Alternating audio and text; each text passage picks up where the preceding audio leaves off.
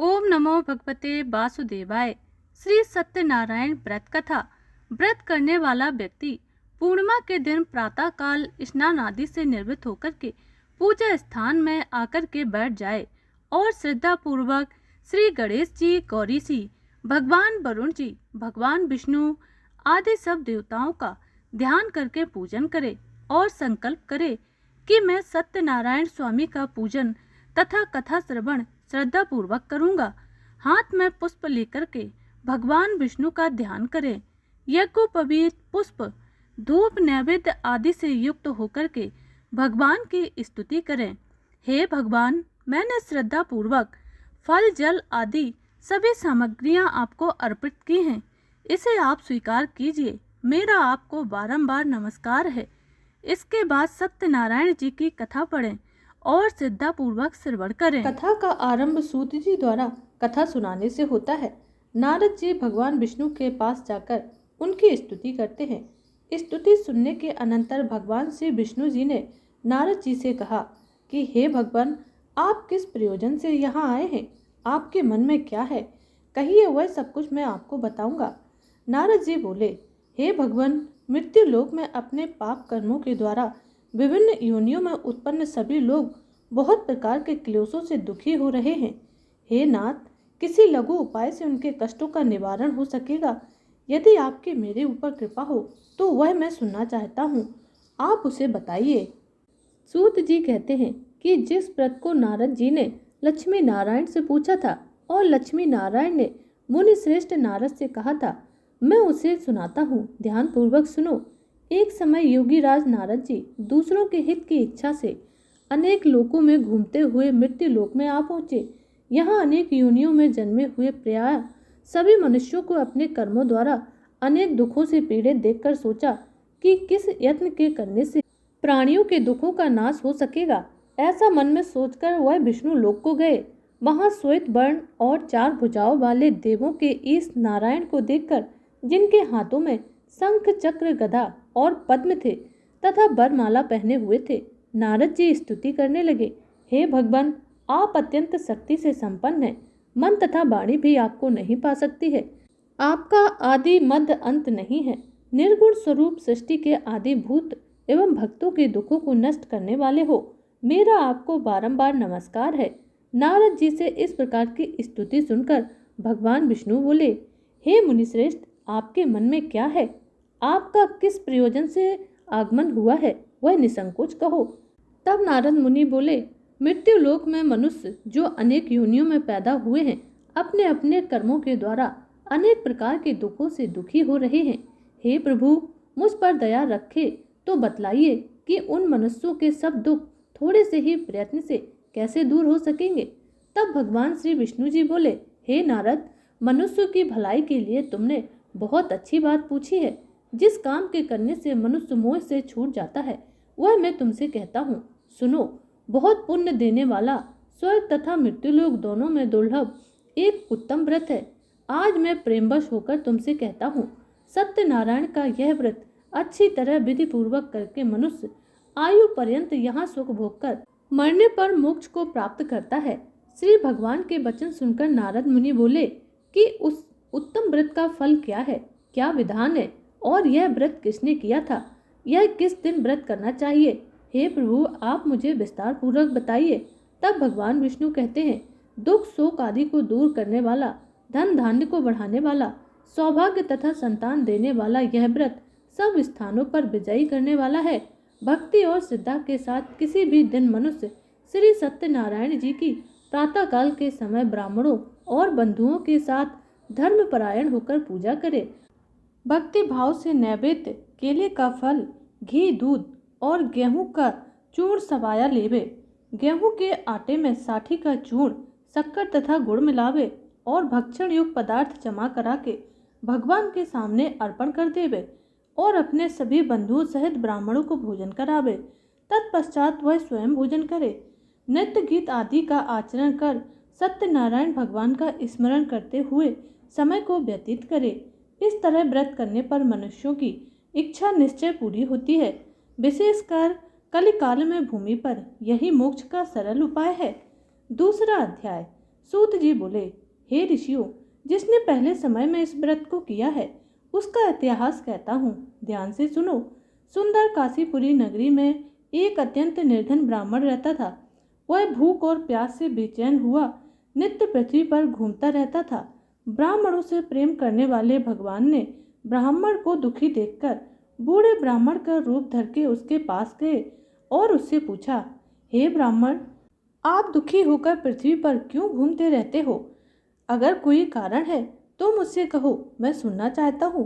ब्राह्मण बोला, प्रभु, मैं एक निर्धन ब्राह्मण हूँ, भिक्षा के लिए पृथ्वी पर विचरता फिरता हूँ।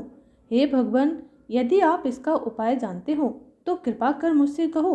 वृद्ध ब्राह्मण बोला कि सत्यनारायण भगवान मनवांछित फल देने वाले हैं, इसीलिए हे ब्राह्मण, तू उनका पूजन कर, जिसके करने से मनुष्य सब दुखों से मुक्त होता है। ब्राह्मण को व्रत का सारा विधान बतलाकर बूढ़े ब्राह्मण का रूप धारण करने वाले सत्यनारायण भगवान अंतर्धान हो गए। जिस व्रत को वृद्ध ब्राह्मण ने बतलाया था, मैं उसको करूँगा, ऐसा निश्चय कर उसे रात में नींद भी नहीं आई। वह सवेरे उठकर सत्यनारायण के व्रत का निश्चय कर भिक्षा के लिए निकल चला। उस दिन उसको भिक्षा में बहुत धन मिला, जिससे बंधु बांधवों के साथ उसने सत्यनारायण का व्रत किया। इसके करने से वह ब्राह्मण सारे दुखों से छूटकर अनेक प्रकार की संपत्तियों से युक्त हो गया। उस समय से उस ब्राह्मण ने हर मास व्रत करने का संकल्प लिया। इस तरह सत्यनारायण भगवान के व्रत को जो करेगा वह मनुष्य सभी दुखों से छूट जाएगा। इस तरह नारद जी से नारायण का कहा हुआ यह व्रत मैंने तुमसे कहा। हे विप्रो, मैं अब और क्या कहूँ? ऋषि बोले, हे मुनीश्वर, संसार में इस ब्राह्मण से सुनकर किस किसने इस व्रत को किया है, हम वह सब सुनना चाहते हैं, इसके लिए हमारे मन में श्रद्धा है। सूत जी बोले, हे मुनियों, जिसने इस व्रत को किया है वह सुनो। एक समय एक ब्राह्मण धन और ऐश्वर्य के अनुसार बंधु बांधवों के साथ व्रत करने को तैयार हुआ। उसी समय एक लकड़ी बेचने वाला बूढ़ा आदमी आया और बाहर लकड़ियों को रखकर ब्राह्मण के घर में गया। प्यास से दुखी लकड़हारा उनको व्रत करते हुए देखकर ब्राह्मण को नमस्कार कर कहने लगा कि आप क्या कर रहे हैं और इसके करने से क्या फल मिलता है, कृपया मुझसे बतलाइए।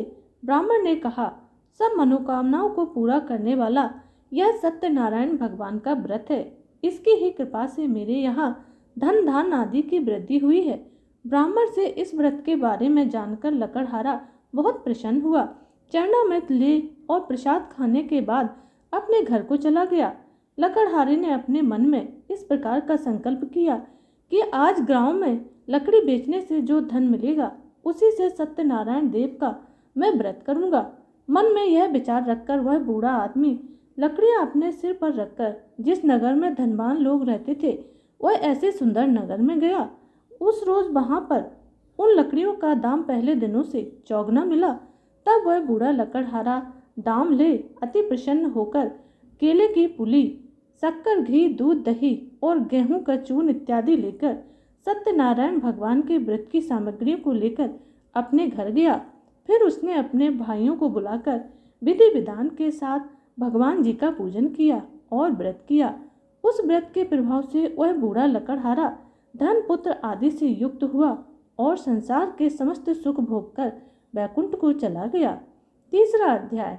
सूत जी बोले, हे श्रेष्ठ मुनियों, अब आगे की कथा कहता हूँ, सुनो। पहले समय में उल्कामुख नाम का एक बुद्धिमान राजा था। वह सत्य वक्ता और जितेंद्रिय था। प्रतिदिन देव स्थानों पर जाता और गरीबों को खूब सारा धन देकर उनके कष्ट दूर करता था। उसकी पत्नी कमल के समान मुख वाली और सती साध्वी थी। भद्रशिला नदी के तट पर उन दोनों ने श्री सत्यनारायण का व्रत किया। उस समय वहां एक साधु वैश्य आया। उसके पास व्यापार के लिए बहुत सा धन था। वह नाव को किनारे पर ठहराकर राजा के पास आ गया और राजा को व्रत करते हुए देखकर विनय के साथ पूछने लगा, हे राजन, आप यह किस व्रत को कर रहे हो? मेरी यह सब जानने की इच्छा है, आप मुझे बताइए। राजा ने कहा, मैं अपने बंधु बांधवों के साथ पुत्र आदि की प्राप्ति के लिए महाशक्तिशाली सत्यनारायण भगवान का व्रत एवं पूजन कर रहा हूँ। राजा के ऐसे वचन सुनकर वह वैश्य आदर से बोला, हे राजन, मुझसे इसका सब विधान कहो, मैं भी आपके कथनानुसार इस व्रत को करूँगा। मेरे भी कोई संतान नहीं है और इससे निश्चय ही हो जाएगी। राजा के सब विधान सुनकर व्यापार से निवृत्त हो वह आनंद के साथ घर चला गया। साधु ने अपनी स्त्री से संतान देने वाला उस व्रत का समाचार सुनाया और कहा कि जब मेरे संतान होगी तब मैं इस व्रत को करूँगा। साधु के ऐसे वचन सुनकर अपनी स्त्री लीलावती से कहे। एक दिन उसकी स्त्री लीलावती पति के साथ आनंदित हो सांसारिक धर्म में प्रवृत्त होकर सत्यनारायण भगवान की कृपा से गर्भवती हो गई तथा 10वें महीने में उसके गर्भ से एक सुंदर कन्या का जन्म हुआ। दिनों दिन वह इस तरह बढ़ने लगी जैसे शुक्ल पक्ष का चंद्रमा बढ़ता है। कन्या का नाम कलावती रखा गया। तब लीलावती ने मीठे शब्दों में अपने पति से कहा कि जो आपने संकल्प किया था कि भगवान का व्रत करूंगा, अब आप उसे करिए। साधु बोला, हे प्रिय, इसके विवाह पर करूंगा। इस प्रकार अपनी पत्नी को आश्वासन देकर वह नगर को चला गया। कलावती पितृगृह में बुद्धि को प्राप्त हुई।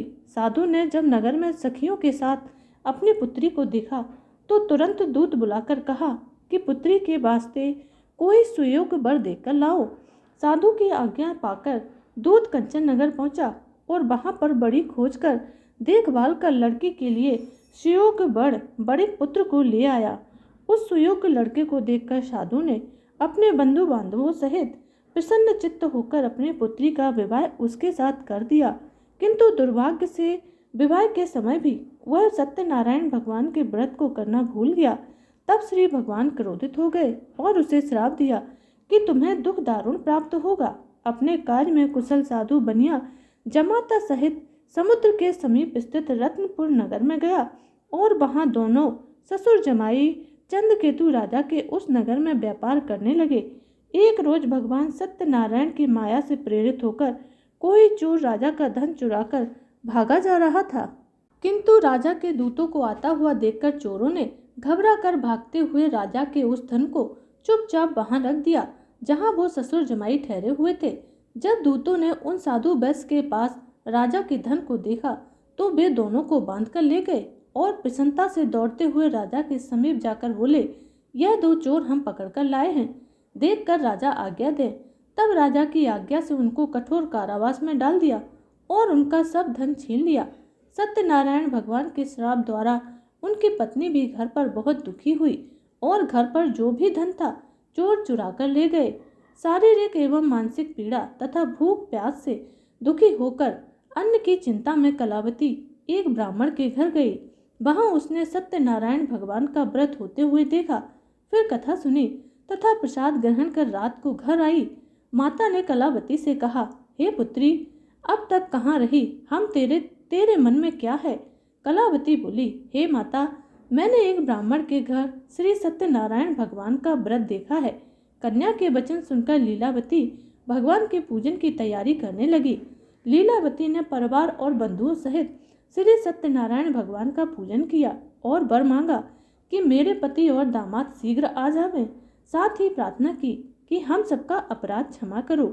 सत्यनारायण भगवान इस व्रत से संतुष्ट हो गए और राजा चंद्रकेतु को स्वप्न देकर कहा, हे राजन, दोनों वैश्यों को प्रातः ही छोड़ दो और उनका सब धन जो तुमने ग्रहण किया है वापस कर दो, नहीं तो मैं तुम्हारा सारा धन, राज्य, पुत्र आदि सब कुछ नष्ट कर दूंगा।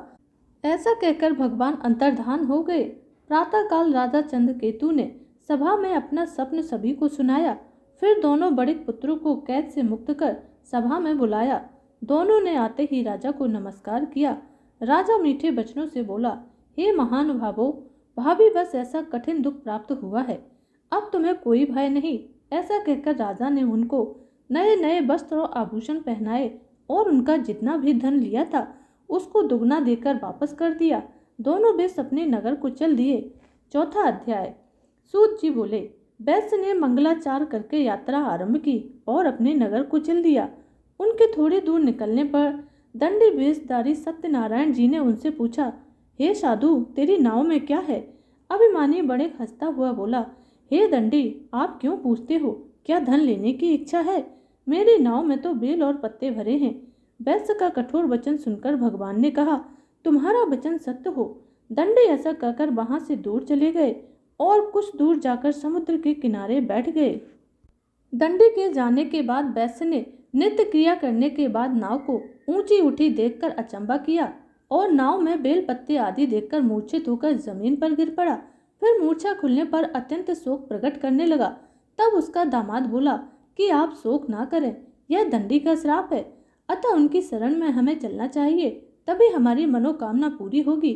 दामाद के ऐसे वचन सुनकर साधु बड़े दंडी के पास पहुंचा और अत्यंत भक्ति भाव से नमस्कार करके बोला, हे प्रभु, आपकी माया से मोहित ब्रह्मा आदि भी आपके रूप को नहीं जानते, तब मैं अज्ञानी कैसे जान सकता हूँ। आप प्रसन्न होइए, मैं सामर्थ्य के अनुसार आपकी पूजा करूँगा, मेरी रक्षा करो और पहले के समान नौका में धन भर दो। उसके भक्ति युक्त वचन सुनकर भगवान प्रसन्न हो उसकी इच्छा अनुसार वर देकर अंतर्धान हो गए। तब उन्होंने नाव पर आकर देखा कि नाव धन से परिपूर्ण है। फिर वह भगवान सत्यनारायण का पूजन कर साथियों सहित अपने नगर को चल दिया। अब अपने नगर के निकट पहुंचा, तब दूत को घर भेजा। दूत ने साधु के घर जाकर उसकी स्त्री को नमस्कार कर कहा कि साधु अपने दामाद सहित इस नगर के समीप आ गए हैं। ऐसा वचन सुन साधु की स्त्री ने बड़े हर्ष के साथ सत्यदेव का पूजन कर पुत्री से कहा, मैं अपने पति के दर्शन को जाती हूँ, तू कार्य शीघ्र पूर्ण करके आना। माता के ऐसे वचन सुनकर कलावती प्रसाद छोड़कर पति के पास गई। प्रसाद की अवज्ञा के कारण सत्यदेव जी रुष्ट हो गए। उसके पति को नाव सहित पानी में डुबो दिया। कलावती अपने पति को ना देखकर रोती हुई जमीन पर गिर पड़ी। इस तरह नौका को डूबा हुआ तथा कन्या को रोता हुआ देखकर साधु दुखित हो उठा और बोला, हे प्रभु, मुझसे या मेरे परिवार से जो भी भूल हुई है उसे क्षमा करो। उसके दीनहीन वचन सुनकर सत्यदेव प्रसन्न हो गए और आकाशवाणी हुई, हे साधु, तेरी कन्या मेरे प्रसाद को छोड़कर आई है, इसीलिए इसका पति अदृश्य हुआ है। यदि वह घर जाकर प्रसाद खाकर लौटे तो इसे पति अवश्य मिलेगा। ऐसी आकाशवाणी सुनकर कलावती ने घर पहुंचकर प्रसाद खाया, फिर आकर पति के दर्शन किए। तत्पश्चात साधु ने बंधु बांधवों सहित सत्यदेव का विधि पूर्वक पूजन किया। उस दिन से वह प्रत्येक पूर्णिमा को सत्यनारायण भगवान का पूजन एवं कथा करने लगा। फिर इस लोक का सुख भोगकर अंत में स्वर्ग को गया। 5वां अध्याय। सूत जी बोले, ऋषियों, मैं एक और कथा कहता हूँ, उसे सुनो। प्रजा पालन में लीन तुंगध्वज नाम का एक राजा था। उसने भी भगवान का प्रसाद त्याग कर बहुत दुख पाया। एक समय वन में जाकर वन्य पशुओं को मारकर बड़ के पेड़ के नीचे आया। वहां उसने ग्वालों को भक्ति भाव से बांधवों सहित सत्यनारायण जी का पूजन करते हुए देखा। राजा देखकर भी अभिमान बस वहां नहीं गया और ना ही नमस्कार किया।